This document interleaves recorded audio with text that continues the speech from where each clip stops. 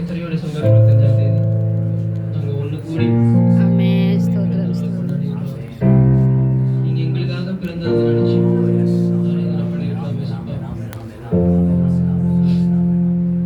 ஒருவேளை இந்த வருஷத்துல இந்த 25ஆம் தேதி வரைக்கும் நாங்கள் மனம் மாறி பாவிகளாவோ ஏதோ ஒரு எங்கள் ஃப்ரெண்ட்ஸ் கூட சேர்ந்தோம், எங்கள் குடும்பத்தினர் கூட சேர்ந்தோம் ஏசப்பா, தேவையில்லாத காரியங்கள் உம்முடைய வழியை விட்டு விலகி நாங்கள் ஓடிடலாம்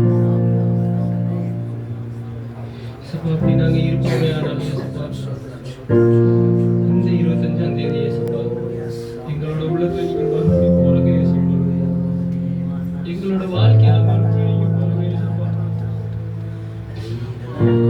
எங்களோட வாழ்க்கையில நாங்க மறுபடியும் உங்களை உணர உதவி செய்யுங்க இயேசுவே.